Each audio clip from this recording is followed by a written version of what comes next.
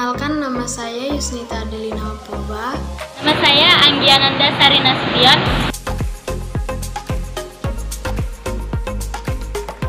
Saya kan penjual paket. Saya mau nanya, paket yang paling laris itu merek apa? Telkomsel. Nah, Telkomsel harganya berapa, Kak? 25.000. Terus kalau lauknya itu berapa, Kak? Paling banyak? Paling banyak itu satu hari 100 lah, kurang lebih. Jadi kalau misalkan harga naik, jadi orang pembeli banyak nggak? Maksudnya melebihi atau yang pas harga turun? Harganya naik kan karena Oke Kak, terima kasih ya Kak. Sekarang kita akan mempelajari fungsi penawaran dan fungsi permintaan. Fungsi permintaan yaitu sebuah fungsi yang menunjukkan hubungan antara harga barang dengan jumlah barang yang diminta oleh masyarakat. Adapun hukum permintaannya yaitu semakin turun tingkat harganya, maka semakin banyak juga jumlah barang yang diminta. Sebaliknya, semakin naik harganya, maka semakin sedikit pula jumlah barang yang diminta.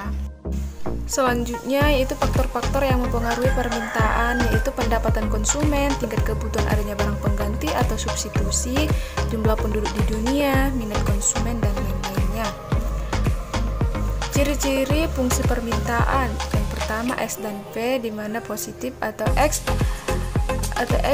lebih besar dari 0, P lebih besar dari 0, X lebih besar dari 0, X lebih kecil dari A, dan P lebih besar dari 0, P lebih kecil dari B. 2. Untuk setiap X hanya ada satu nilai P, dan untuk nilai P hanya ada satu nilai X.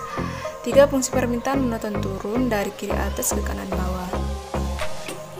Di sini ada kurva permintaannya seperti ini ya teman-teman. Selanjutnya yaitu pengertian fungsi penawaran, yaitu sejumlah barang yang dijual atau ditawarkan kepada konsumen pada suatu tingkat harga dan waktu tertentu.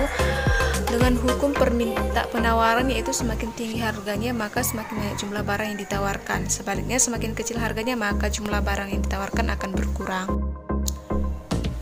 Selanjutnya yaitu faktor-faktor yang mempengaruhi penawaran. Yang pertama, biaya produksi barang, teknologi produksi barang, adanya produsen baru, dan lain-lain.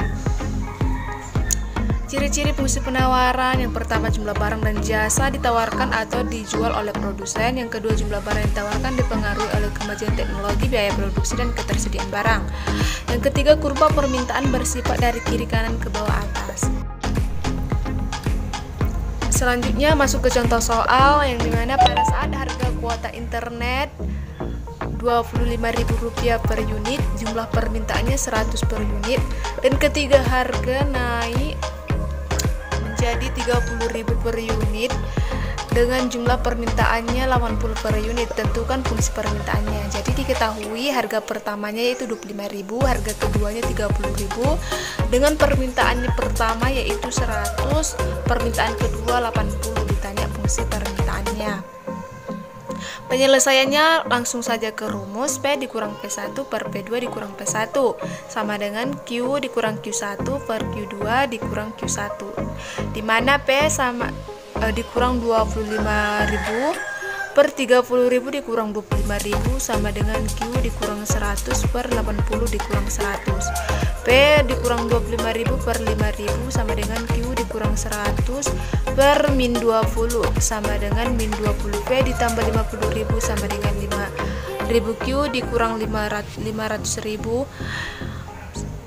min 2P sama dengan 5.000 Q dikurang 500.000 dikurang 500.000. Min 20P sama dengan 500 Q dikurang 1 juta. P sama dengan 500 Q dikurang 1 juta per min 20. P sama dengan min 250 Q ditambah 50.000. Maka fungsi permintaannya adalah P sama dengan min 250 Q ditambah 50.000. Nah, sekarang kita mencari nilai Q-nya. Memotong sumbu P, jika P sama dengan 0 maka P sama dengan min 250 Q ditambah 50.000. Nilai P-nya adalah 0, 0 sama dengan min 250 Q ditambah 50.000. Min 250 Q sama dengan 50.000. Q sama dengan 50.000 per min 250. Q sama dengan min 200. Nah, B memotong sumbu Q, maka Q sama dengan 0. Jika Q sama dengan 0, maka P sama dengan min 250 dikali 0 ditambah 50.000, P sama dengan 50.000. Selanjutnya, di sini kita dapat melihat kurva permintaan.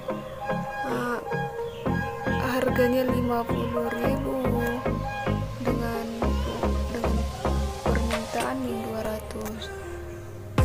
Harga pertama 25.000 dengan permintaan 100. Harga kedua 30.000 menjadi harga permintaannya 80. Jadi kira-kira seperti ini.